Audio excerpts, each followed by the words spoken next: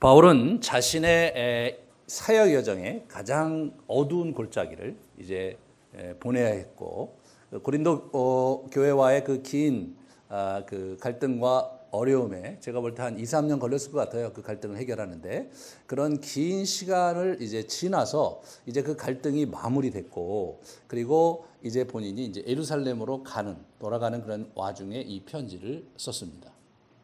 그러면서 본인의 그 내면에 있었던 그러한 심경을 정리를 하는 그러한 측면이 이제 바로 오늘 본문입니다. 그런 고백하기를, 나는 육체 속의 죄 아래 팔렸다.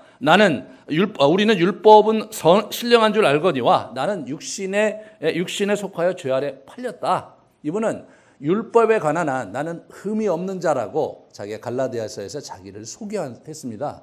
그러니까 흠이 없이 자기가 사는 사람이고 율법이 거룩한 거 아는데 자기는 죄에 팔려서 헤어날 길이 없는 자신의 모습을 보았다.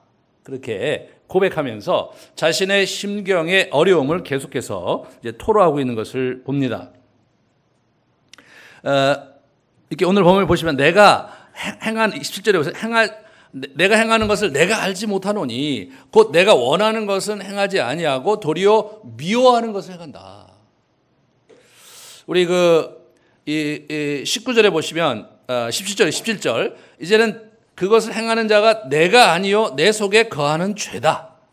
20절 만일 내가 원하지 아니하는 그것을 하면 이를 행하는 자는 내가 아니요 내 안에 거하는 죄다. 이렇게 얘기를 이제 하는 거예요. 사실 이런 측면에서 이렇게 언뜻 이렇게 우리가 보면 조금 약간 좀 우리가 납득하기 어려운 부분이 있어요. 내가 죄 아래 팔렸도다. 내가 정말 죄인이다. 거기까지 잘 받아들일 수 있는데 내가 원하는 바 선을 행하는데 실제로 행하는 걸 보니까 악하다. 그 다음 문장은 어떻게 되냐면 그러므로 나는 몹쓸 놈이고 그러므로 나에게는 도움이 필요하고 그러므로 나는 바꿔줘야 된다. 이렇게 얘기가 나와야 될 것 같은데 약간 좀 자기 합리화를 하는 것 같아요. 내가 원하는 바 선을 행치 아니하고 원치 않는 바 악을 행하는 걸 보니까 악을 행하는 건 내가 아니다. 악을 행하는 건 나의 죄다. 이런 이상한 어법을 구사하시는 거예요, 이게. 이게 굉장히 이상한 어법을 구사하는 거예요. 만약 여러분 주변에 있는 어떤 사람이 여러분에게 정말로 굉장히 잘못을 했어요. 그리고 정말 감당할 수 없는 어려운 시간을 보내고 있는데 와서 사과한다고 얘기를 하면서 사실 내가 그럴 의도로 한 것은 아니었고 나는 당신을 굉장히 위하려고 했고 당신을 위해서 하려고 했는데 이게 뜻하지 않게 내 뜻과 달리 이렇게 결과가 나왔습니다. 그러면 정말로 미안합니다. 내가 어떻게 해야 될지 모르겠네요. 이렇게 얘기한 게 아니라 그런데 그건 내가 한 거 아닙니다. 그건 내 죄가 한 겁니다. 그리고 얘기하면 어떻게 해야 됩니까 우리가? 이거 기가 막힌 거 아니에요? 이분이 지금 그런 얘기를 하시는 거예요. 뭔가 지금 자기 내면의 그 어떤 자기를 이제 이 고린도 교회와의 관계에서 갈등을 수년간 하면서 자기의 처절함을 이분이 이제 맛보았을 뿐만 아니라 그 자기 내면의 죄의 굴레가 어떻게 교묘하고 어떻게 아주 심도 깊게 자리 잡혀 있는가 뿌리 뽑을 수 없을 정도로 그걸 이분이 계속해서 이제 고민을 하다가 나온 그러한 통찰입니다. 그게 18절 이렇게 보시면 내 속 곧 내 육신에 선한 것이 거하지 않은 줄을 내가 알았다. 나는 이제 선한 게 없다. 원함은 내게 있으나 선을 행하는 것은 없기 때문이고 내가 원하는 바 선을 행치 아니하고 도리어 원치 아니하는 바 악을 행하는 거다. 이 부분이 그냥 자기를 합리화하려고 하는 게 아니라 이분 자신이 굉장히 오랫동안 수년 동안 자기를 이렇게 들여다봤는데 자기 안에는 진짜 선한 게 1도 없다. 선한 게 1도 없다. 내가 내 안에 정말 선을 행하려 하는 마음이 간절한데 내 안에 선한 게 1도 없으므로 내가 원하는 것과 달리 내 안에 있는 한 다른 법이 있는데 그 죄의 법인데 죄의 법이 나를 완전히 휘감아서 망가뜨리고 있는 나를 보고 있다. 그런 처절한 고백을 이분이 이제 하고 계신 것입니다. 그래서 이 부분에서 이제 우리가 좀 생각을 이제 해봐야 되는 거죠. 이게 지금 이분이 여기까지 왔구나. 자기 자신을 이렇게 들여다보고 자기가 율법으로는 정말 흠이 없는 사람인데도 불구하고 이게 헤어날 수가 없었구나. 이 사람이 자기에 합리화하려고 이런 얘기를 하는 것을 넘어서서 이 사람은 자기의 존재의 밑바닥에서 그거를 떨칠래야 떨칠 수 없는 자신의 굴레를 보면서 아주 절박한 심정으로, 절망적인 심정으로 지금 이것을 이제 고백을 하고 있는 거죠.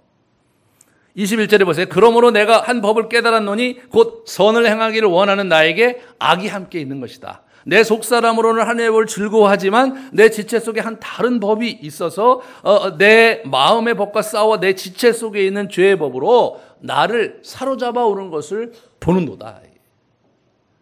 이게 어떻게 사로잡아 오는 것을 보는데 그걸 어떻게 해볼 능력이 자기에게 없는 거예요. 이분이 뭐 노력을 안 해봤겠습니까? 노력을 안 해. 나름대로 그걸 어떻게든지 해보려고 애를 쓰고 또 해보려고 애를 쓰고 그러는데도 그게 안 되는 거죠. 그런 안 되는 것을 우리가 고린도후서에서 지난주에 이제 많이 본 거예요. 제가 그래서 지난주에 설교가 좀 어렵게 좀 진행이 됐을 텐데, 왜냐하면 그냥 바울이 말하게 하려고 굉장히 많은 그 구절들을 계속해서 여러분한테 보여드렸는데, 바울의 심정을 그 바울의 글에서 이렇게 우리 낱낱이 볼 수 있었죠. 그러면서 자기의 변명을 하고 내가 이번에 가면 그를 결코 용서하지 않겠다 뭐 이런 그런 얘기를 편지에다 써갖고 말해요.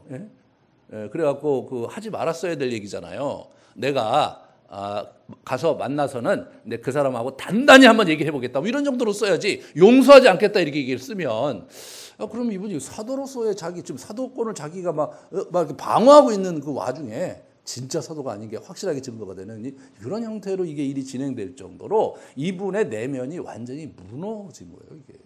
그래서 이제 실제로 24절에 뭡니까? 오라, 나는 곤고한 사람이로다. 이 사망의 몸에서 누가 나를 건져내랴. 이런 얘기를 하는 거예요. 이 곤고한 사람이라는 헬라어의 표현은 아주 중노동에서 완전히 그냥 지쳐갖고, 그래갖고 완전히 널브러져 있는 상태를 얘기하는 거래요, 이게.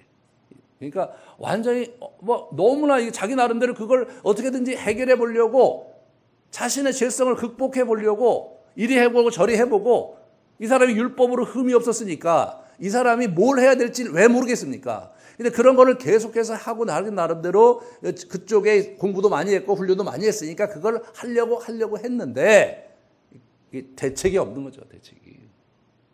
이분이 보통 13살 때부터 랍비스쿨에서 교육을 받는 것으로 알려져 있습니다. 지금 이분이 50대예요. 그러니까 13살 때부터 이제 예루살렘에 있는 랍비스쿨에 간 사람입니다. 이분의 집은 부유한 사람이라고 말씀드렸어요. 집이 아주 굉장히 부유한 집안에서 잘 자랐어요. 그리고 13살에 가서 랍비스쿨에 가서 바리새인으로서의 뭔가 배워야 될 것을 다 배웠습니다. 일반적으로 이 랍비들은 한 40세까지는 그 다른 사람을 가르치는 일에 굉장히 절제를 했고, 가르친다 하더라도 선생님이 말씀하신 것 이외에는 가르치지 않았다고 그래요.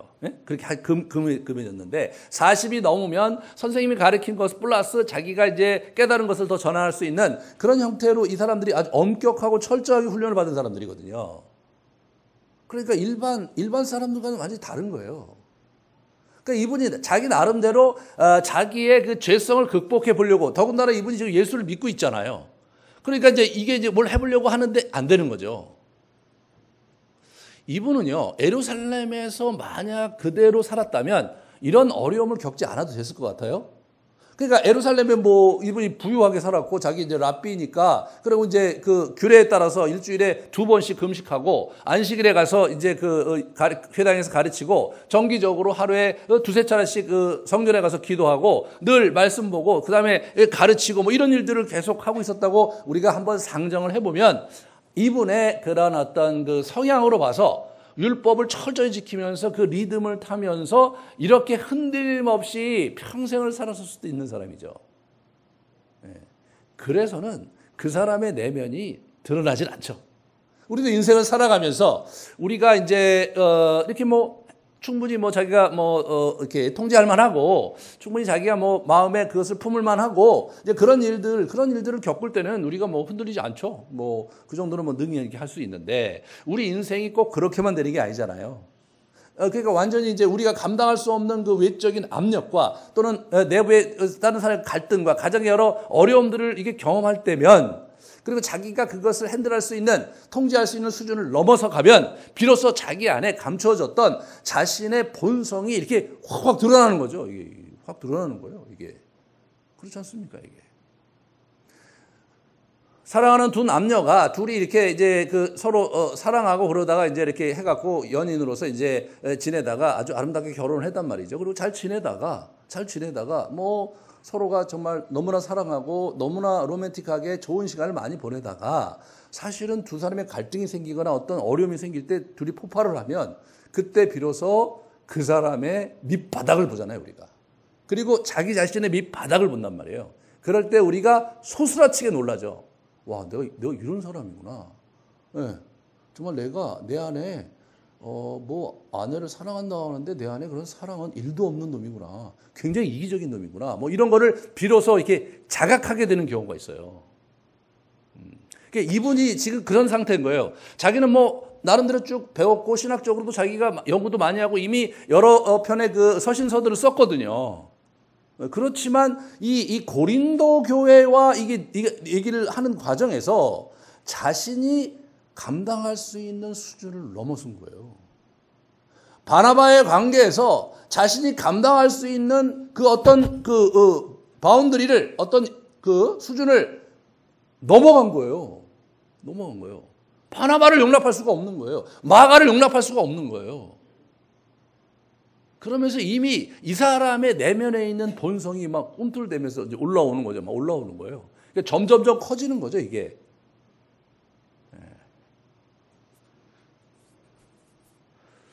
그래서 실제로 저의 경우를 보니까 한 40대니까 저의 본성이 다 나오는 것 같더라고요. 그 전에는 그래도 뭐 학교 다닐 때도 뭐 별 문제 없이 잘 다녔고 뭐, 그리고 제가 뭐 또 학교 졸업하고도 또 뭐 사실 좋은 일 많이 하고 뭐 이렇게 선하게 행동하고 이제 그렇게 잘 지내다가 중간에 이제 여러 가지 시련을 겪다 보니까 거기서 저의 그 밑바닥이 드러나는데 진짜 그 감당하기가 쉽지는 않더라고요. 여러분도 인생을 사시다가 그런 일을 경험했던 분도 계실 거고 지금 그 과정에 있는 분들도 있을지 모르겠어요. 그 과정에. 그러면서 소스라치게 내 내면이 이렇게까지 정말 어려운 존재인가. 그리고 정말 그 가장 극단적인 상황이 되면 완전히 그 굉장히 이기적이 돼서 주변에 있는 그 모든 사람과의 거리를 두면서 자기 것을 챙기려고 하는, 상대방을 이해하려는 품은 일도 없는 어떤 그런 존재가 이제 우리가 이렇게 이제 우리 안에서 이렇게 올라올 수 있는데, 사도 바울이 이제 그런 얘기를 하는 거죠. 내가 이래서는 안 되는데, 이래서는 안 되는데. 우리 고린도후서에서 봤듯이, 내가 이거 주님께서는 원하시지 않는 건데, 이게 나 자신을 이렇게 변명하고 나를 자랑해서는 안 되는데, 그런데 부득불 내가 자랑해야 되는 거죠. 너희들 나를 용납해라. 나를 용납할 수 없거든. 그냥 받아들여라. 나는 자랑을 좀 해야 되겠다. 이렇게 자랑하면 안 되는데. 그러면서 또 이렇게 자랑을 하고. 이 주체할 수 없는 이 사도 바울의 이러한 모습, 이런 모습이 사실은 우리에게 울림이 있다고 저는 봅니다. 굉장한 울림이 있는 거죠. 인간이 그런 거죠. 이분도 이제 그런 자기 나름대로 자기 자신은 있는 그대로 고백을 하는 거예요. 이게 너무나 아주 어떻게 보면 학자들의 관점에서 보면요, 이 본문 자체가 이게 사도 바울이 한 얘기인가? 이런 얘기를 하는 분들이 있어요. 이분이 대학자고 이미 초창기도 아니고 이미 그 수년 동안 이렇게 사역을 하셨고 기도도 깊게 하신 분인데 이분이 이게 자기 얘기를 기록한 거겠냐? 이게 다른 사람 얘기하는 거 아니냐? 이게 뭐 크리스찬이 뭐 이렇게 하는 건 아니고 난 크리스찬 얘기를 하는 거 아니냐? 그런 얘기를 하는 학자들이 있을 정도로 사실 이 본문 자체가 뜨거운 이슈가 되는 본문이기도 합니다. 사도 바울이 그럴 리가 없다. 그런 관점이 있고요. 한쪽에서는 그 사도 바울도 인간인데 어떻게 뭐 자기 얘기하는 거지. 여기도 주어도 I거든요. I. 주어도 나고 그리고 시제가 현재 시제예요. 그러니까 이분이 지금 쓰는 현재 자기 얘기를 하고 있는 건데 왜 이거를 자기 얘기가 아니라고 해석하고 싶은 사람들이 있는가라고 이렇게 질문을 던져보면 저는 이렇게 생각해요. 그 학자들은 편안하게 아마 좋은 배경에서 아마 학문을 했고 그리고 자기 학교도 좋은 학교를 다니면서 그러면서 이제 깊이 책상에 앉아서 고민하고 연구하는 그런 사람이 아닐까 생애 어려움이라는 건 거의 만나본 적도 없고 기껏해야 자기 아내하고 싸우는 게 자기가 겪는 유일한 어려움인 뭐 그런 종류의 사람이 아닐까 그런 생각이 들어요.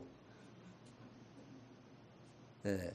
우리가 정말 자기 자신의 인격의 한계, 자기의 참을 수 있는 한계의 수위를 넘어서는 그런 갈등과 그런 어려움이 이렇게 덮어지면 사실은 웬만한 사람들은 그죠? 이게 뭐 흔들리지 않을 수가 없고 완전히 무너질 수밖에 없는 거죠. 이 사도 바울 같은 사람도 그러는데요.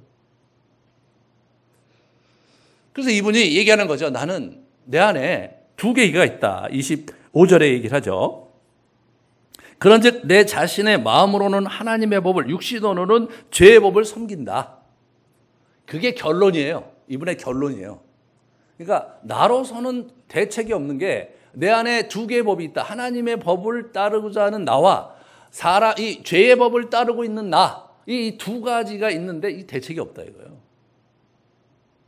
그러면서 이분이 이제 그것을 어떻게 자기가 극복했고 그리고 여러분은 어떻게 극복하라는지를 이제 1절서부터 8장 1절서부터 17절까지 그걸 얘기를 하고 있는 겁니다.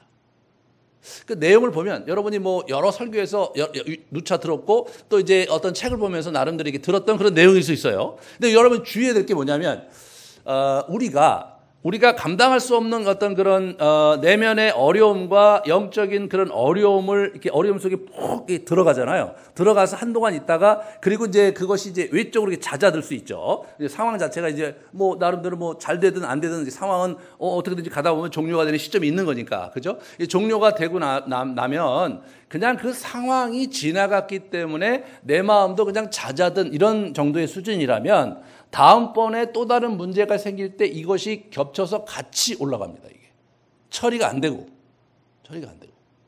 네.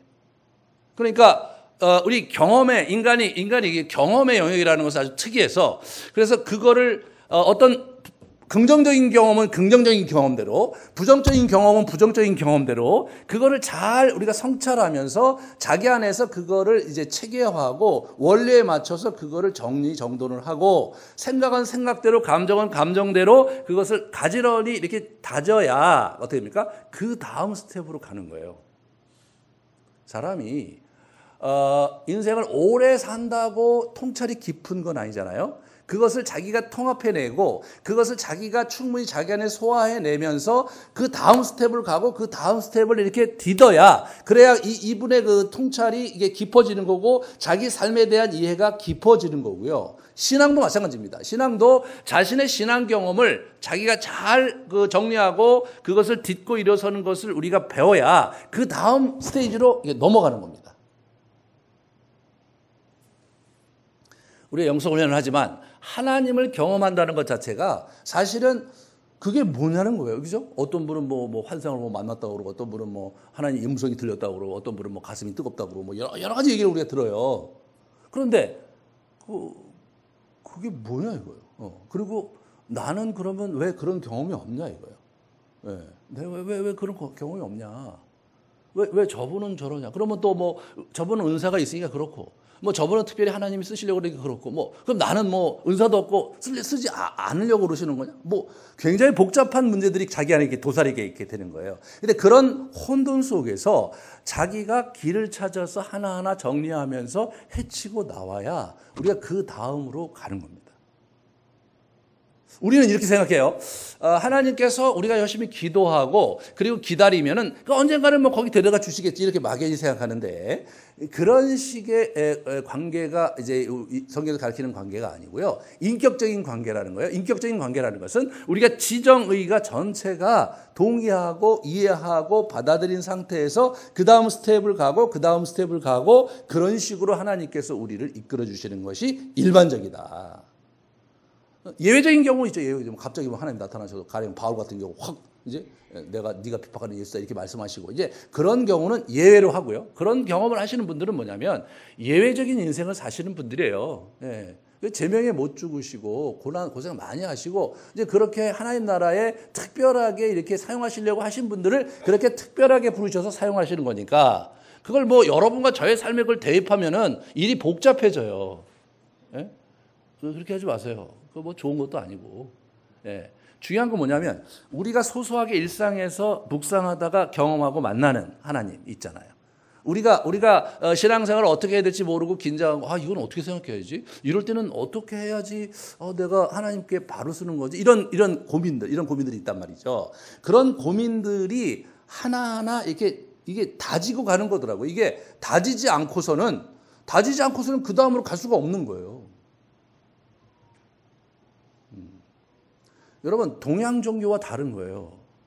이 동양 종교는요, 어떻게 되는 거냐면, 그냥 이렇게 무던히 앉아서 명상하고, 무던히 앉아서 공을 들이고, 그렇게 이제 가면은 누군가의 자비로 내가 평안을 얻고, 누군가의 그런 어떤 알 수 없는 경지에서 신비롭게 득도의 경지에 들어가고 막, 그런 걸 생각하는 거예요, 이렇게. 아사무사. 예. 약간 좀 신비롭고 뭔가 그 잡힐 듯 하면서 잡히지 않는 그런 삶 속에서, 그런 어떤 여정 속에서 이렇게 몽글몽글 어떻게 신학이 이게 자라갈 것 같은 그게 우리하고 다른 거예요. 다른 거예요. 예수님이 오셔서 이 땅에 사신 모습을 보면 헉헉거리고 사셨고 고통 당하셨고 제자들이 자기 배바른 것 때문에 굉장히 힘들어 하시고, 네. 그러면서 이게 진행이 되는 어떤 것이지. 그래서 이 본문에서 우리가 주의해야 될 건 뭐냐면, 그러한 바울의 상태를 저와 여러분이 때때로 경험하거든요. 바울도 경험했구나. 나도 그런 경험을 하니까 일단은 내가 이상한 건 아니구나. 첫 번째, 위로를 받을 수 있죠.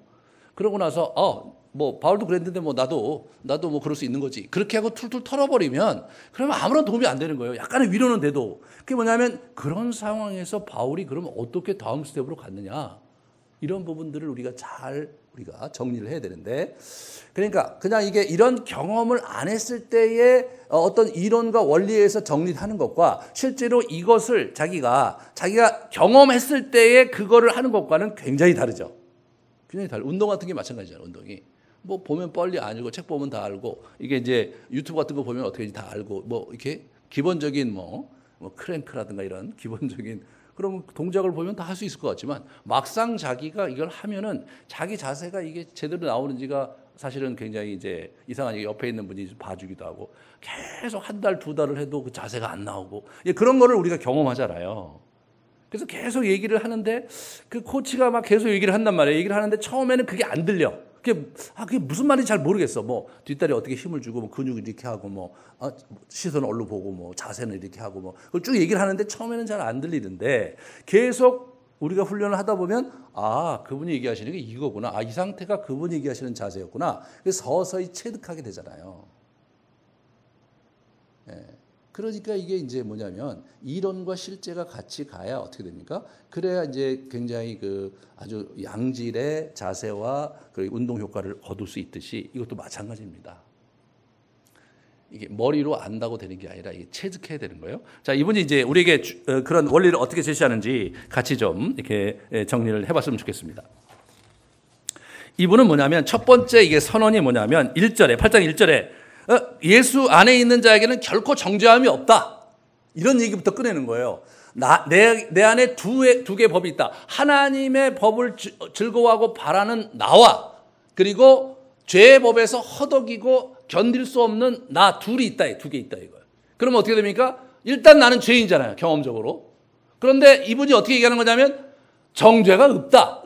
네 안에 그리스도가 있다면 정죄함은 없는 거다. 이런 얘기를 이분이 이제 우리에게 이제 들려주시는 거죠. 그러면서 왜 정죄가 없느냐? 2절에 이는 그리스도 예수 안에 있는 생명의 성령의 법이 죄와 사망의 법에서 너를 해방시켰기 때문에 너는 법적으로는 끝난 거다. 그런 얘기를 우리에게 이제 들려주는 거죠.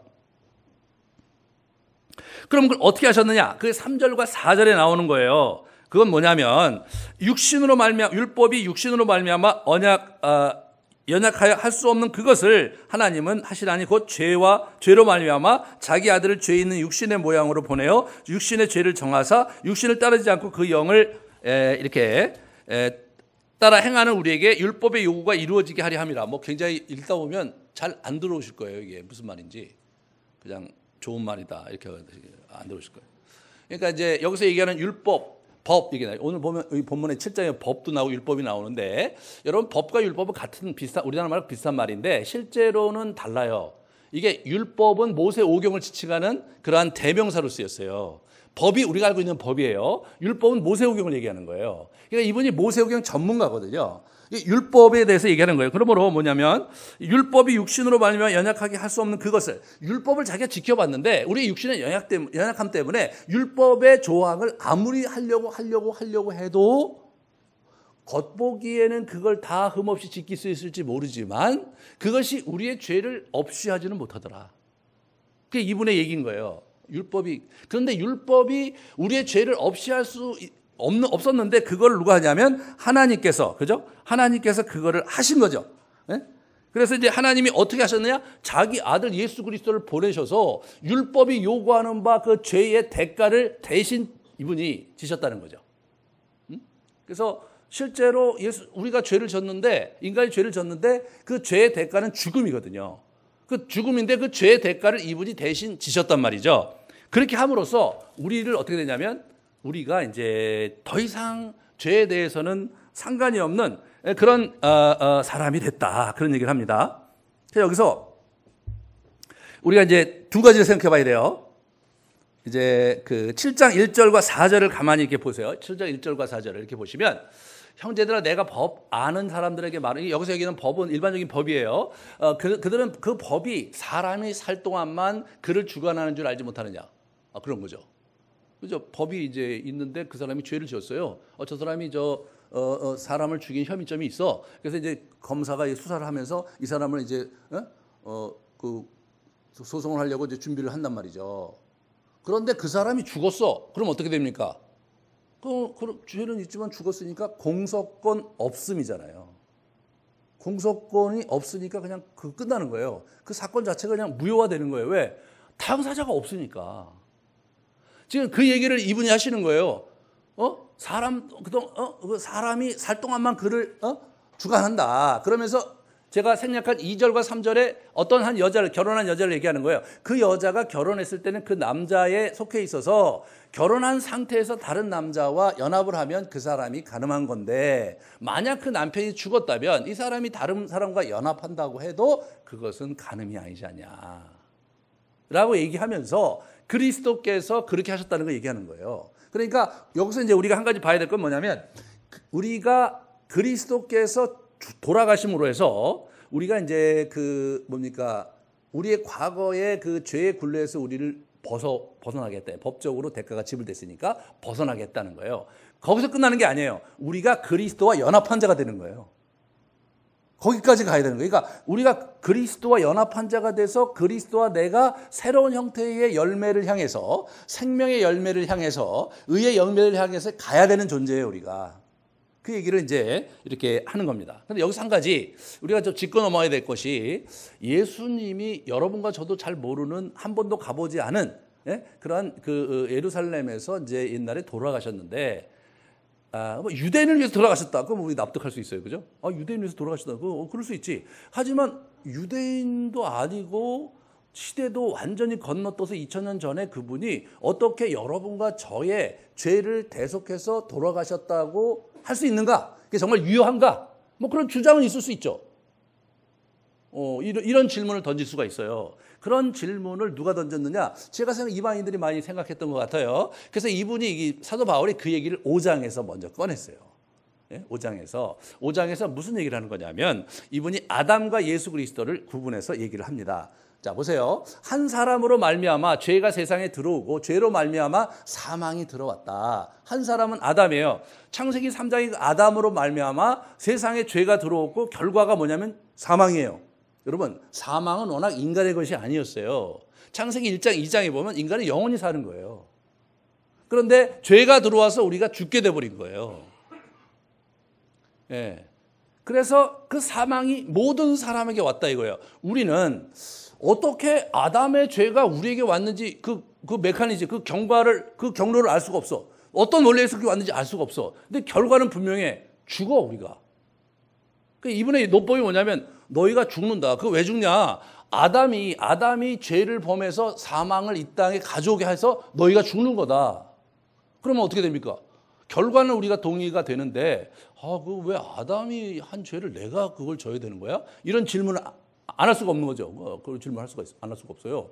그런 부분에서 이제 사도 바울이 하는 그럼 어떻게 그렇게 왔냐? 그런 얘기를 하지 않고 딴 얘기를 하세요. 자, 이게 보시면 그 다음에 이분이 이제 18절 19절에 이런 얘기예요. 한 사람이 범죄 행위 때문에 모든 사람이 유죄 판결을 받았는데 이제는 한 사람의 의로운 행위 때문에 모든 사람이 의롭게 하여 주님을 받아서 생명을 얻었다. 여러분 굉장히 중요한 게 예수를 받아서 생명을 얻었다는 게 중요해요. 아담으로부터 죄로 통해서 우리가 어떻게 됩니까? 죄를 통해서 우리에게 죽음이 왔어요. 예수 그리스도를 통해서 그의 죽음으로 우리가 의를 얻음으로써 영생을 간 거예요. 그러니까 이게 워낙 인간은 영생하는 존재인 거예요. 워낙. 그래서 인간이 죽음을 자연스럽게 안 받아들이잖아요. 죽기 싫어하잖아요. 그러니까 그런 부분에서 우리가 이제 저거 봐라 이제 우리가 알 수 있죠. 19절에 계속 보세요. 한 사람이 순종하지 않으므로 말미암아 많은 사람이 죄인으로 판정을 받았는데 이제는 한 사람이 순종함으로 말미암아 많은 사람이 의인으로 판정을 받을 것이다. 예수 그리스도가 죽었다는 것이 그런 의미라는 거예요. 자, 한 아담에 의해서 첫 번째 아담에 의해서 우리에게 죄가 왔고 사망이 왔듯이 두 번째 아담 예수 그리스도를 통해서 의가 왔고 그리고 우리가 생명을 얻게 됐다. 그렇게 되면 우리는 뭐냐면 만약에 아담으로부터 어떻게 우리에게 사망까지 왔는지에 대해서 불만을 제기하면 그럼 어떻게 됩니까? 예수 그리스도가 또 나를 위해서 돌아가실 날짜를 받으셔야 돼요, 여러분이. 개개인으로, 그죠? 날짜를 받아갖고 또는 뭐 예수님은 안 돼도 예수님의 형제 없냐? 거기 뭐 옆에 있는 우리 베드로 나를 위해서 죽을 수 있냐? 그래갖고 이제 날짜를 받아서 기다리고 있다가 이제 이제 우리가 그가 나를 위해서 죽어야 내가 해결될 수가 있어요. 왜? 인간은 스스로 자기 문제를 극복할 수 없는 존재거든요. 이 사람이 얘기하잖아요. 난 죄의 굴레 속에 내가 완전히 매여 있다. 그렇게 얘기하잖아요. 이 기독교적 언어로 볼 때 내가 죄에 매여 있다. 그렇기 때문에 우리는 문제다. 이렇게 얘기하지만 사실 뭐 유명한 철학자라든가 다른 종교에서 볼 때도 인간은 문제가 있다는 건 공통적인 얘기잖아요. 인간이 스스로 자기 문제를 해결할 수 없고 이 숱한 내면의 어려움과 우리 악을 어떻게 감당할 수가 없는 게 인간이잖아요. 그 인간의 문제를 해결하기 위해서 수많은 철학과 그리고 수많은 종교가 생긴 거죠. 예, 그 현상은 같은 거예요. 우리 안에 문제가 있다. 현상은 같죠. 근데 그거를 해석하고 그거를 이제 어떤 원리로 그거를 설명해 내느냐가 좀 다른데 우리 기독교는 그거를 그렇게 설명을 하는 거예요. 아담으로부터 죄가 들어왔다. 아담은 누가 만들었느냐? 하나님이 만드셨다. 그런데 그 하나님이 인간에 대해서 그렇게 방치하고 그러는 것을 원치 않으시고 인간을 사랑하셨기 때문에 예수님을 보내셨는데 자기 아들 그분을 인간의 사망으로 갈 수밖에 없는 죄의 대가를 대신 이분에게 짐지우셔서 그래서 많은 사람이 그리스도로 말미암아 의를 덧입고 영생을 얻게 되었다라고 설명을 한단 말이죠. 그걸 받아들이지 못하냐? 그건 이제 별개의 문제예요. 네, 별개의 문제예요. 성경은 그걸 얘기하고 있고 우리가 예수를 믿었다는 것은 그 원리에 의해서 그것을 우리 것으로 이제 이렇게 얻게 되었다는 것을 우리가 이제 주목하시면 됩니다. 자, 그러면 5절서부터 11절에 보면 이게 이제 우리 안에 이제 두 가지 마음이 있는 거죠. 하나는 죄의 법에 속해 있는 것과 하나님의 법을 이제 흠모하는 것. 그러니까 둘을 육신을 따르는 자와 그 다음에 성령을 따르는 자. 이렇게 둘로 나뉘어요. 거기서 얘기를 약간 바꿔서. 그래서 5절서부터 8절 또는 거기 보면은 육신을 따르는 자는 어떻게 표현이 됩니까? 육신을 따르는 자는 생각이 육신에 속한 일을 생각하는 거예요. 그죠? 그리고 하나님과 원수되는 일을 한다. 그런 얘기를 하는 거예요. 갈라디아서 5장 19절서부터 21절에 보시면 이게 육체의 일은 분명히 음행과 더러운 것과 호색과 우상숭배, 주술, 원수 맺는 것, 분쟁, 시기, 분냄, 당짓는 것, 분열, 이단, 투기, 술, 방탕 뭐 이런 것들이 육체의 일이에요. 육체의 일이에요. 저는 이제 일반 직장에 간 적이 없어서 제가 이제 일반 직장에서 어떤 일들이 있는지에 대해서는 잘은 모르는데 군대를 제가 이제 대학교 4학년 휴학을 하고 갔는데 군대에서 하는 게 다 저거더라고요. 맨날 하는 얘기가 음행 얘기, 성적인 얘기, 맨날 그런 얘기만 맨날 해요. 그걸 맨날 하더라고요. 맨날 그걸 트라이하고. 우리 때만 해도 그냥 밤에 잘 때마다 계속해서 와서 만지는 친구도 있고 막 옆에도 막. 굉장히 어려운 시간도 많이 보냈어요. 그리고 우상숭배, 뭐 주수 이런 뭐 굉장히 많죠. 예. 저는 이렇게 보면서 이 사람들이 이렇게 사는구나. 하나님 없으면 이렇게 사는 거구나. 그걸 맨날 생각해. 맨날 고민하고. 네. 와, 인간이요. 뭔가를 하긴 해야 되는 존재더라고요. 그래서 그거를 한단 말이에요. 육신의 일을 그걸 계속해서 돈 벌 생각, 계속해서 여자 어떻게 해볼 생각, 계속해서 저놈을 어떻게 해갖고 내가 어떻게 자기가 유리한 교지를 이렇게 할 생각, 저 친구하고 해갖고 내가 저 친구에 복수할 생각, 그런 생각만 맨날 하는 거예요.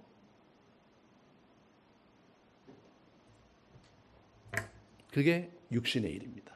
인간이 워낙 그런 존재가 아닌데 그렇게 사는 거예요. 그러면 성령을 따르는 삶은 어떻게 됩니까? 성령께서 내주하시는 거예요. 이 율법은 성령의 내주를 얘기하지 않아요.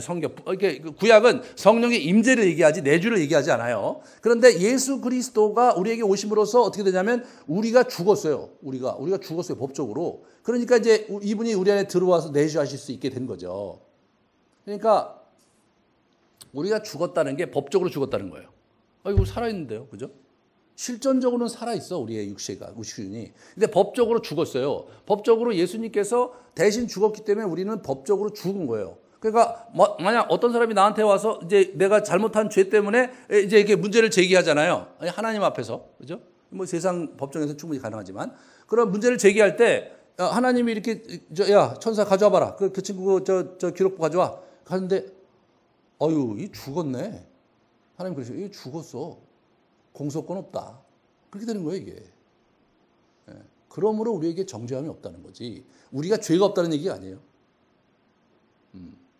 그러면서 우리는 죄에 대해서 자유하다는 거예요. 문제는 어떻게 죄를 우리가 통제하고 어떻게 죄를 넘어서서 살 것인가가 우리의 이슈지. 죄 때문에 낙담하고 미래가 없고 막 이렇게 그렇게 가라앉지 말라는 얘기를 이제 하는 거죠. 자, 근데 이 성령을 따르는 자는 어떤 겁니까? 성령의 일을 생각하겠죠. 그죠? 성령의 일은 그 다음 거 슬라이드를 보여주시면 악을 미워하고 선에 속하라. 형제를 사랑하고 서로 우애하고 존경하기를 서로 먼저 하고 부지런하여 게으르지 말고 열심을 품고 주를 섬기라. 소망 중에 즐거워하며 환난 중에 참으며 기도에 항상 힘쓰며 성도들의 쓸 것을 공급하며 선대접하기를 힘쓰며 이런 것들이 뭐예요? 이런 것들이 성령을 따르는 삶 사는 사람들의 특징인 거죠. 근데 이제 여러분한테 그런 특징이 있나 모르겠어요. 앞에 것은 많은데 뒤에 것은 흔적을 찾아볼 수 없다. 그럼 어떻습니까? 내가 그리스도인가 해서 다시 생각해 봐야 돼요. 내가 그리스도인 맞나? 이런 생각은 거의 안 하고 맨날 저 앞부분의 것만 생각한다면.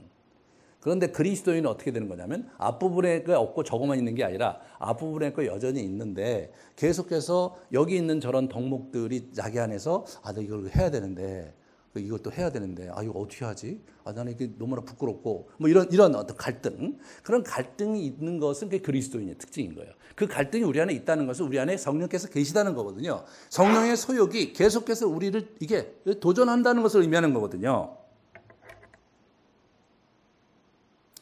그래서 이제 우리가 육체는 죽었지만 우리의 영은 생명을 얻었다. 우리 육체가 그렇지만 죽었다는 것이 법적으로 죽었다는 것이 실제로 죽은 건 아니다. 이제 그런 얘기를 이제 하는 겁니다. 그래서 우리 안에 어떤 싸움이 있는 거냐면 육체를 따르는 삶과 성령을 따르는 삶이 있다. 이 두 가지를 갖고 우리가 계속해서 흔들리고 있는데 육체를 따르는 삶을 살면 안 된다는 얘기를 하고 싶은 거죠. 네, 그런 얘기를 하고 싶은 거예요. 그래서 이제 14절에 보시면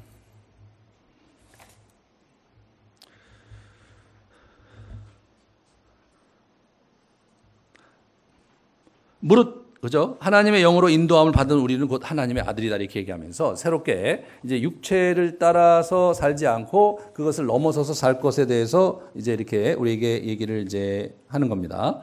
이게 보시면 성령의 법으로 극복하는 죄의 법. 그런 부분들을 우리가 좀 이게 나누려고 하는데 16절에 보시면 성령께서 친히 우리의 영과 더불어 우리가 하나님의 자녀인 것을 증거한다. 그러니까 이분이 우리 안에서 이게 계속해서 그렇게 역사하신다는 거예요. 우리가 그걸 감지하지 못할지 모르지만 실제로 성령께서 우리를 그렇게 돌보고 계신다는 사실을 우리가 이제 영성 훈련을 하고 그렇게 하다 보면 이게 알게 돼요. 이게 조금씩 인지하게 돼요. 좀 더 분명하게 인지해지는 것이 이제 영성을 연합할 수 있죠. 여기서 이렇게 보시면 성령으로 몸의 행실을 죽이라 그런 얘기를 하는 거예요. 우리 그죠? 13절에 그 얘기 하잖아요. 성령 너 육신대로 살면 반드시 죽을 것이로되 영으로서 몸의 행실을 죽이면 산다. 이 얘기를 이분이 하고 싶은 거죠. 자 보세요. 그러므로 형제자매 여러분, 우리는 육신을 따라 살도록 육신의 빚을 진 사람이 아니다. 당신들이 느끼는 대로 워낙 우리가 그렇게 된 게 아니다. 여러분은 죄의 법 속에서 헤매고 있고 또 이렇게 휘둘리고 있는 건 사실이지만 워낙 우리는 그렇게 고안된 사람이 아니다. 여러분은 육신에 따라 살면 죽는다. 이게 무슨 얘기입니까? 뭐 그렇다고 지옥 간다 그런 얘기 하는 게 아니라 육신에 따라 살면 열매가 하나도 없고 그냥 나무가 가면 갈수록 이렇게 뱃사뱃사 말라갖고 죽어가는 거예요. 아무런 열매 없이 그냥 비참하게 죽어갈 수밖에 없다. 그러나 여러분이 성령으로 몸의 행실을 죽이면 살 것이다. 그러니까 제발 좀 내용이 있는 삶을 살고 열매가 있는 삶을 살아야 된다. 그런 얘기를 우리에게 이제 들려주는 거죠. 근데 이제 여러분 저게 이제 말이 쉽지 그러면은 뭐 육신에 따라 살지 않고 우리가 이제 이렇게 몸의 행실을 죽이고 산다 그러면 이게 죽여지나 우리 안에 있잖아요. 그러면 이게 이제 계속 힘들잖아요. 분명히 죽었다고 그러는데 살아난단 말이에요. 그리고 살아있을 뿐만 아니라 어떤 때는 압도를 해. 그 실제로 사도 바울도 그걸 경험하고 있는 거잖아요. 사도 바울이 여기에 대한 대안을 우리에게 기가 막히게 제시를 해요. 로마서 6장 11절에 이런 얘기를 해요. 사도 바울이 루터가 아주 소리를 질렀다는 그 장면인데 이와 같이 너희도 너희 자신을 죄에 대하여는 죽은 자요 그리스도 예수 안에서 하나님에 대하여는 살아있는 자로 여겨라. 너희들의 경험과 너희들이 실존적으로 인지되는 것은 그렇지 않지만 그렇게 여겨라. 법적으로 그런 거니까. 법적으로 그런 거니까. 그죠? 여러분 부모님이 여러분의 친부모인지 어떻게 하셨어요? 관계 속에서 안 거예요. 관계 속에서 어렸을 때부터 난 사랑하시고 나를 위해 책임지시고 헌신하시고 그러니까 정말 우리 엄마 맞잖아요. 우리 아빠가 맞고. 근데 어느 날 여러분이 이제 학교 다니고 그럴 때 이제 졸업하고 그럴 때 이제 호적등본이라든가 이제 주민등록등본 뜰 때 거기 있는데 근데 그걸 우리가 가서 긴장하면서 야 진짜 우리 엄마 맞을까? 뭐 이렇게 하면서 그걸 띄질 않잖아요. 당연히 거기 우리 엄마 아빠가 거기 있을 거라고 생각하잖아요. 그죠? 그런 거예요. 그게 이제 그러면서 뭐냐면 실제로 경험이 먼저이고 그 다음에 이제 법적인 걸 보는 건데 여기서 이분은 무슨 얘기를 하셔요? 거꾸로 생각, 거꾸로. 너 법적으로 너 거기 호적등본에 하나님 아버지 있고 너 거기 오늘 그 얘기 하는 거예요. 하나님 아버지고 너 그 아들이고 너 딸이다. 너희가 양자다. 그러니까 뭐예요? 그러니까 그렇게 여겨라. 법적으로는 아니기 때문에.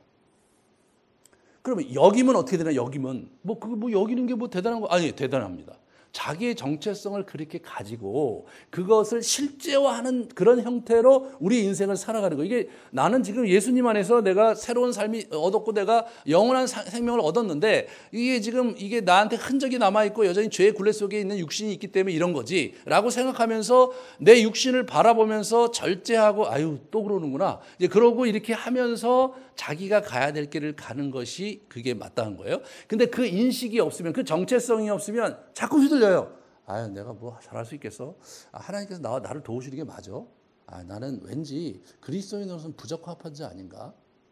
저분들은 뭐 하나님께서 특별히 택하셔서 뭐 여러 가지 뭐 일도 주시고 연사도 주시고 그러는데 나는 왠지 아닌 것 같아. 이러한 묘한 그죠? 묘한 정체성이 계속 그렇게 되면요 힘들어요. 야 이거 우리 엄마 아버지가 이게 호족상으로는 엄마 아버지 맞는데 진짜 맞나? 나한테 하시는 거 보니까 아닌 것 같고 관심도 없는 것 같은데 엄마 아버지가 맞나? 그런 생각을 하고 계속 산다고 생각해 보세요. 굉장히 어렵죠. 어떤 때는 엄마 아버지 같다가 어떤 때는 아니지 저 맞는 것 같아. 저렇게 나를 미워하시는 거 보니까 아니야. 그런 생각을 하고 여러분이 살면요 어떤 굉장히 괴롭고 뭡니까 이게 어려운 거예요. 성장이 안 일어나요. 제가 이제 오랫동안 청년 사역을 제가 해왔는데, 가장 어려운 장면이 뭐냐면, 부모와 좋은 관계를 맺지 못한 형제 자매들일 경우에, 실제로 정서적인 안정도가 사실은 되게 불안하시고요. 그 다음에 어떻게 되냐면, 영적인 부분에서도 이게 잘 안 잡혀요. 이게 안 잡혀요. 그래서 그 부분을 다지는데 시간이 많이 걸려요. 왜냐? 자기 정체성 자체가 이게 아직까지 확실하지 않은 거예요. 자기는 가치 있는 존재고 자기는 이 땅에 왔기 때문에 소중한 존재라는 그 가치가 객관적으로는 그렇잖아요. 뭐 대학도 나오고 객관적으로 지금 회사 잘 다니고 있고 예. 멀쩡한데 그러나 주관적인 감정 세계에서는 그게 그렇지가 않은 거예요. 그래서 계속해서 이게 정서적으로 흔들리거든요. 그래서 이제 배우자 될 만한 이제 이성교제 이렇게 하다 보면 잘 될 땐 상관없는데 안 되면은 이게 확 무너져요. 이게 확 무너져. 아주 그냥 근본이 흔들려 버려요. 그러고 나서 몇 년 또 훅 보내. 그러니까 그냥 이분들이 이게 있다가 몇 년을 훅 보내고 나면 뭐 나이가 훌쩍 먹어버리잖아요. 그럼 어느 날 보니까 내가 나이가 많은 사람이 된 거예요. 네. 이렇게 볼 때 너무나 안타까운 거예요, 이게. 여러분, 내가 우리 부모의 사랑받는 자녀라는 정체성이 있을 때, 내 인격적으로 건강하고 내가 내 인생을 살아가는데 데 있어서 이게 견고한 어떤 그 흐름을 딱 붙잡을 수가 있는데, 그것부터가 흔들리면, 그러면 이게 어려운 거예요. 마찬가지로 신앙생활도 내가 하나님의 자녀라는 분명한 자의식이 내 안에 딱 자리 잡히고, 그래, 나 하나님의 자녀고, 내가 정말 이렇게 이제 예수님한테 구원을 받았고, 내가 이렇게 사는데, 그 성경에 보니까 그냥 죄 때문에 늘 힘든 거다. 나도 그런 거래. 라고 받아들이고, 자기가 영성훈련하면서 자기 인생을 살아가면 되고, 그래서 저 영성훈련하면서 자기가 성령의 법으로, 자기 육신의 법을 막 이렇게 행실을 물리쳐가면서, 그리고 또 가고 말해요. 이런 형태로 이게 이제 가야 되는데, 안 되는 거예요. 맨날 우리가 안에서 사실 우리의 그러한 영적 성장을 가로막는 굉장히 중요한 포인트 중에 하나가 하나님이 날 사랑하시는 거 맞나? 하나님은 내 인생에 기대가 있으신 거 맞나? 하나님 날 구원하신 건 알겠는데 하나님이 나와 함께 내 인생을 꾸려갈 것에 대한 확신이 없는 분들이 너무 많은 거예요. 저게 중요한 거예요. 여기서 한 가지 또 중요한 게 뭐냐면 한국 사람들한테 굉장히 중요한 게 이 15절 16절에 보시면 이 양자의 영을 받은 거예요. 15절 16절에 너희가 무서워하는 종의 영을 받지 아니하고 양자의 영을 받았으므로 우리가 아빠 아버지라 부르짖다. 이게 그죠? 그래서 성령이 친히 우리가 영에 더불어 우리가 하나님의 자녀가 된 것이다. 이 양자라는 말이 한국 분위기 속에서는 한국의 이 유교 문화 속에서는 절대로 친자하고 같을 수가 없어요. 나는 왠지 그냥 이게 이제 개구녕 빠진 것 같아요. 나는 이 집의 식구인 건 맞는데 나는 정말로 이 집안의 그 정말로 적통을 이어받을 그런 존재가 아니라고 생각하는 경향이 있는 거. 양자가 그래요. 우리나라는 절대로 양자가 친자가 될 수가 없어요. 그죠? 근데 로마는 안 그랬어요. 로마는 안 그랬어요. 로마는 양자를 데려다가 어떻게 돼요? 자기 대통령 저 형제 자리를 양자에게 물려줘요. 양자에게. 그러니까 아니 여러분 조선 시대에 양자를 드릴 수는 있었죠. 하지만 양자가 자기 시에 이 시의 그 시 중에 양자를 데려와서 황제를 세우지 시도 다르고 배도 다른데 그런 사람을 데려다가 양자를 삼았는데 그 사람한테 황제를 물려주는 게 그거는 우리 개념하고 다른 거예요. 이게 그러므로 어떻게 됩니까? 일단 법적으로 자식이면 전권을 갖는 거예요. 아버지로부터 전권을 갖는 거예요. 법적으로 자식이 아니면 끝나는 거예요. 여러분 클레오파트라라고 줄리어스 시저가 이제 저기 들어가서 이제 클레오파트라하고 이제 잠자리를 했죠. 이 사람 완전히 남복분이거든요. 굉장히 많은 연인들이 있단 말이에요. 그래서 클레오파트라가 이제 자기 나라를 지키려고 이 사람하고 이제 잠자리 같이 하고 그렇게 지내다가 시저가 로마로 갔어요. 애가 둘이에요. 근데 갔는데 연락이 없어요. 그래서 자기가 애 둘을 데리고 로마로 갔어요. 근데 사람들이 뭐냐면 저 사람이 시저의 첩이라는 거 알아요. 저 자식들도 시저의 아들인 거 알아요. 근데 아무도 관심이 없어요. 시저도 관심도 없고 아무도 관심도 없어요. 아무도. 왜? 법적으로 시저의 아들이 아닌 거예요. 그럼 어떻게 됩니까? 끝이에요. 끝. 저희 나라 풍토는 완전히 다르죠. 만약에 우리나라 풍토에서 어떻게 됩니까? 클레오파트라는 버릴지언정 자식은 버리지 않는 거예요. 근데 이건 아니에요. 그냥 끝났어요. 아주 초라하게 인생을 마쳤어요. 그 여자가. 클레오파트라의 비극입니다. 근데 꼭 여러분이 여러분 친자인데 이미 법적으로 여러분이 그 친자의 그 법적으로 이미 호적에 딱 있는데 자꾸 자기는 아닌 거 생각해요. 친자가 아니라고 생각하고 나는 적통이 아니라고 생각하고 이런 부분이 있는 거예요. 그러니까 지금 이방인에게 쓰는 거 아니에요. 지금 우리 사도 바울이 이방인에게 쓰니까 그 얘기 계속 하는 거예요. 그러면서 이제 아주 중요한 게 뭐냐면 이제 17절이죠. 자녀이면 또한 상속자 곧 하나님의 상속자요 그리스도와 함께 상속자니 이렇게 나와요. 그러니까 여러분 이게 양자이면서 상속자냐가 또 중요하죠. 굉장히 중요해. 뭐 왜냐하면 또 재산은 뭐예요? 재산은 또 유언행에서 물려주는 거 아니에요. 근데 뭐 입적은 시켰는데 재산을 제대로 안 준다. 그렇게 되면 어떻게 됩니까? 그럼 또 이게 약간 자녀이면서 약간 모호해지는 정체성이 이분이 그 얘기하는 거예요. 양자일 뿐 아니라 상속자다 이거예요. 그러니까 적통이다 이거야.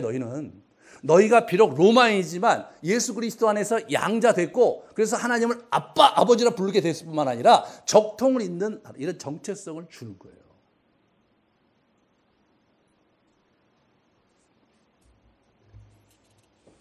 그래서 이제 우리가 이 본문에서 우리가 이제 이분이 이제 얘기하는 게 뭐냐? 첫 번째로 내가 이런 것은 자연스럽고 내가 죄 아래 팔렸지만 그러나 그것이 끝이 아니고 예수 그리스도로 말미암아 나는 새로운 생명을 얻었고 법적으로 내 죄에 있던 내 옛사람은 죽었다. 법적으로 죽었는데 내가 이 몸을 갖고 있는 한 살아서 계속 꿈틀거리고 때로 나를 엎드러치고 그런다. 그러므로 나는 이 친구하고 살지 말고 내 죄의 본성을 이 친구에게 자꾸 생각하고 그걸 자꾸 기웃거리면서 그 친구하고 계속 거니고 그렇게 살지 말고 왜? 그럼 네 인생이 망가지고 별거 아니고 결국 쪼그라들고 죽는 거다. 그렇게 하지 말고 예수 그리스도 안에서의 새로운 그 성령의 법을 따라서 네 행실을 그쪽으로 초점을 맞춰서 살아라 이거예요. 그렇게 해야 된다 이거예요. 그런데 이제 그렇게 해야 되는데 뭡니까? 정체성에 문제가 있기 때문에 정체성 얘기를 한 거예요. 그러면 어떻게 해야 되느냐? 이런 부분에서 우리가 이제 같이 또 몇 가지 더 생각을 해볼 부분이 있습니다. 이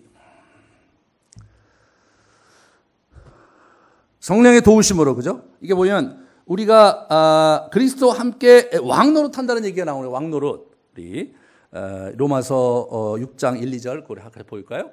은혜를 더하게 하려고 죄하겠느냐? 그럴 수 없다. 너 뭐 죄에 대해서 죽었기 때문에 이제 은혜를 받았기 때문에 너 끝이냐? 너 그러니까 네 마음대로 뭐 죄 짓고 살 수 있느냐? 물론 그럴 수 있지만 우리 그래서는 안 된다. 네? 죄에 대해 죽은 우리가 어찌 그 가운데서 살리요? 이게 무슨 얘기입니까? 죄가 여전히 우리 안에 있어요. 근데 왜 그 안에 살지 마라? 그 안에 살지 말아야 될 주체가 뭐냐면 우린 거예요.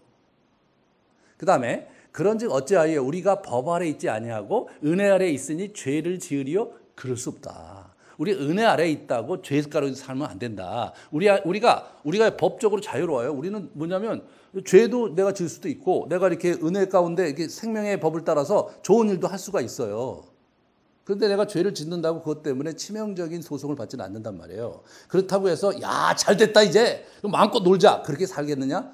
그런 거 아니다 이거예요. 그런 거 아니다 이거죠. 그렇게 얘기를 이제 펼쳐 가는 거예요. 그러면서 우리가 그러면 이 부분에서 그러면 하나님께서 자동적으로 우리를 그럼 내가 이렇게 하나님을 바라보고 있으면 그분을 죄에서 우리를 건져가기 위해서 자꾸 하게 해주느냐? 법적으로는 그걸 해주지만 내가 죄로부터 돌아서야 되는 거기도 한 거예요. 내가 왕노릇해야 되는 거예요. 여러분 이제 로마서 5장 17절을 볼까요? 예, 한 사람이 범죄로 말미암아 사망이 그 한 사람을 통하여 왕노릇하였은즉 더욱 은혜와 의의 선물을 넘치게 받은 자들은 한 분 예수 그리스도를 통하여 생명 안에서 왕노릇하는 거예요. 그리스도를 통하여 생명 안에서 왕노릇은 지배한다는 거예요. 주체가 되는 거예요. 그러니까 삶의 주체가 예수님이 돼야 되는 건데 그거를 착각해서 나는 그냥 아무것도 안 해도 된다 이렇게 생각하면 안 되는 거예요. 우리 잠깐 도표를 보겠습니다. 그 다음에 이렇게 보세요. 이게 이제 죄에 있을 때 우리의 삶이죠. 저게 사도 바울이 고백한 거예요. 죄가 나의 주인이고 나를 지배하고 있었어요. 내가 어떻게 할 수 도리가 없어. 내 삶이 막 엉망진창이에요. 내면이. 계속 이렇게 죄에 따라 살다 보면 내 인생에 열매가 없고요. 내 인생이 그냥 비쩍 마르고 그냥 보잘것없는 자로 죽게 된단 말이에요. 그런데 예수를 우리가 받아들였어. 그 다음에 이렇게 보시면, 예수를 받아들이면 예수를 이제 모시고 우리가 사는 거죠. 저게 일반적인 그 사형리에서 나오는 그 도식이었어요. 보셨을 거예요, 저거. 근데 저기서 한 가지 결여된 게 뭐냐면, 나가 이 의자 밖으로 내려오면 안 되는 거예요. 여러분, 아까도 표현이 봤듯이 이 로마서에는 내가 왕노릇하는 거예요. 내가 그리스도와 함께 왕노릇하는 거예요. 그러니까 그 다음 걸 보여주시면 이렇게 돼야 되는 거예요. 중심에 나와 그리스도가 함께 있는 거예요. 그죠? 그러니까 내가 견인해 나가야 될 어떤 것인 거예요. 예수 그리스도와 합력하여 선을 이루어가는 주체가 내게도 있는 거예요. 그러니까 이제 저런 면에서 내가 그냥 막연하게 여러분 막연하게 내가 신앙생활 뭐 꾸준히 하고 교회도 다니고 뭐 기도도 하고 뭐 이렇게 있다 보면 저절로 그분이 뭘 해주시겠지라고 생각하면 안 되는 거예요. 네. 내가 원리를 하나하나 깨닫고 그 다음 스텝으로 가고 그 다음 스텝으로 가고 딛고 일어서고 이때는 이렇게 가야 되고 저 때는 이거를 하나하나 찾아가면서 자기 발로 디딜 거 디뎌가고 알아갈 거 알아가면서 하나하나 쌓아가면서 가야 되는 거예요. 저절로 가는 건 없는 거예요. 잘 들으세요, 제발. 그래서 이제 그런 면에서 우리가 이제 이게 저렇게 되는 거구나. 그러니까 뭐 하는 거예요? 우리가 영성 훈련하면서 이제 하나님 아버지를 모시고 우리가 하나씩 밟아가야 되는 거예요. 그 초대교회 때 우리 선배들이 이제 저걸 깨닫고 자기 삶을 정말 신중하게 자기 덕을 쌓아가고 기도 생활을 깊이 해나가고 그러면서 가는 건데 여기 뭐냐면 상속자잖아요. 유업 얘기가 나오는 거예요. 그래서 그러면 그런 부분에서 그럼 내가 어떻게든지 내가 죄를 예수 그리스도 더불어 내 안에 있는 죄를 이렇게 이쪽으로 밀쳐내고 내가 선한 자리에 있으려고 이렇게 중심 잡고 이렇게 사는 거냐? 그건 아닌 거예요. 갑자기 상속자로 비약을 하거든요. 스토리가 지금 이게 논리가 그거는 그거고 네가 더 초점 맞춰야 될 건 뭐냐? 하나님 나라의 상속자로서 유업을 있는 것에 초점을 맞춰 가야 된다. 그렇기 때문에 고난도 마땅히 받아야 되는 거다. 라는 얘기가 17절에 나오는 거예요. 자, 그러니까 우리가 뭐냐면 미시적인 영역에서 우리 내면의 영역에서 죄의 굴레에 빠져갖고 죄에 허덕대고 그냥 그렇게 살지 말고 정말로 예수 그리스도를 붙들고 그 죄와 싸워가면서 건강하게 살려고 노력을 하되 그러나 그게 다가 아니고 또 그거는 뭐 엎치락뒤치락 할 수 있는 거죠. 어떤 때는 뭐 아침에는 잘 되다가 저녁에는 안 되고 낮에는 되다가 또 밤에는 안 되고 그럴 수 있는 거예요. 이렇게도 되고 이렇게도 엎치락뒤치락 하는 거죠. 우리가 좀 쩔뚝쩔뚝 가는 거죠. 그런데 실제로 우리가 해야 될 또 하나의 궤적은 뭐냐면 하나님의 뜻을 이 땅에 이루며 사는 하나님 나라의 상속자로서 마땅히 하나님께 드려야 될 삶을 사는 그런 외적인 활동에 우리가 또 집중을 해야 되는 거죠. 그러니까 두 개가 있어야 되는 거예요. 내적인 영성 생활과 외적으로 하나님 나라의 유업을 입고 섬기는 이 두 가지가 두 기둥이 같이 이렇게 견지돼야 되는 거고 미시적인 영역에서 우리가 뭐 그냥 내 안에 있는 그 죄를 어떻게 다 이렇게 해갖고 하려고 하는 그런 태도는 사실은 바람직하지 않다. 그런 거를 견인하려고 하면서 성령을 따라서 내가 마땅히 해야 될 일을 열심을 하다 보면 죄를 덜 짓게 되는 거지. 죄를 없이 하려고 그렇게 많이 한다고 죄가 없어지는 건 아닌 거예요. 왜? 육신이 있는 한 죄의 굴레 속에 우리 안에 계속한 역동이 있잖아요. 그거 해결하려다가 인생을 다 보내서는 안 된다. 하나님 아버지를 우리가 모시고 우리가 가야 될 길을 가야 되겠다. 그게 우리 바울이 깨달은 진리인 거예요. 그래서 이 사람이 지금 이 로마서를 쓰고 예루살렘으로 갑니다. 지난번에 말씀드렸듯이 수많은 교회에서 이제 이 사람을 죽이려고 그래요. 왜? 율법주의자들은요, 예수 믿었음에도 불구하고 바울이 율법을 무시하고 할례를 무시했기 때문에 굉장히 심각한 문제를 계속 제기하는 거고, 또 이분 자신이 좀 잘못한 부분이 있잖아요. 저기 회당에 가갖고 복음 전하고 그러다가 예수 믿는 사람이 있으면 그 회당 옆에다가 교회를 세워갖고 교회를 하고 그러니까 여기 회당에 있는 사람들이 얼마나 믿겠어요. 그런 갈등이 있었고 또 이분이 뭐 이렇게 훌륭한 분은 또 아니었잖아요. 그러니까 또 뭐 밥 먹을 있고 뭐 어렵고 뭐 과거도 별로 안 좋고 뭐 바나바하고도 싸워서 헤어지고 뭐 그냥 별로 안 좋은 그림을 갖고 있는 분이에요. 그러니까 이분이 지금 굉장히 긴장 관계에 있어요. 그래서 자기의 유업을 이루려고 어떻게 하냐면 내가 이렇게 재척한 영역을 다 그 사람들한테 리더들한테 재정을 이렇게 모아서 예루살렘으로 이제 갖다 주면서 예루살렘에 복속시키고 나는 한 번도 가보지 않고 개척하지 않은 곳 로마로 가서 로마의 후원자들의 후원을 가지고 소바나 스페인으로 가겠다. 그 편지가 로마서인 거예요. 그래서 16장의 뒤에 보면 로마 사람들에 대한 안부 인사를 하는 게 16장 가득히 있는 거예요. 그래서 자기의 유업의 길을 가는 거예요. 여러분도 여러분의 길을 담담하고 분명하게 달려가시는 복된 여러분 되시기를 축원합니다. 우리 같이 기도하시겠습니다.